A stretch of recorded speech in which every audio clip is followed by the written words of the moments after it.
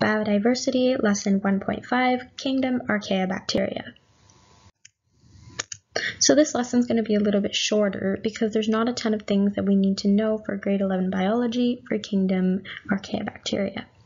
But here is an example of what a cell would look like as part of this kingdom. So it's just like any other cell where it has ribosomes, it has cytoplasm, it of course has a cell wall, and it has plasma.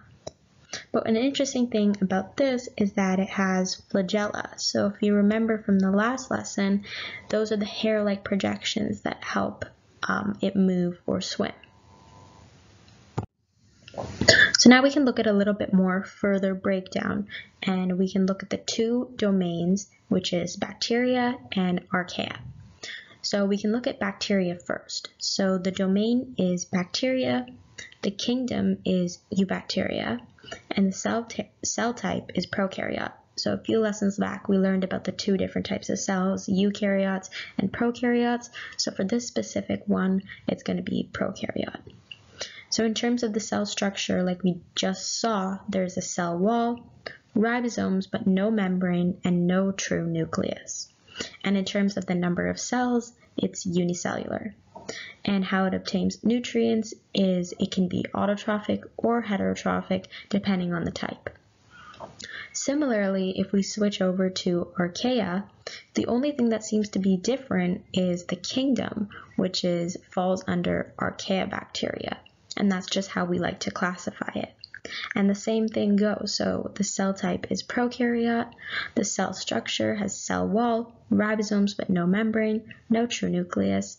The number of cells is, of course, it's unicellular, which means single-celled. And how it obtains nutrients, again, autotrophic or heterotrophic, depending on the type. So before we end, here are just some quick facts on Archaebacteria and eubacteria and bacteria. So Archaebacteria is so small, it's microscopic. That means the only way that scientists were able to study it and understand it was under the lens of a microscope.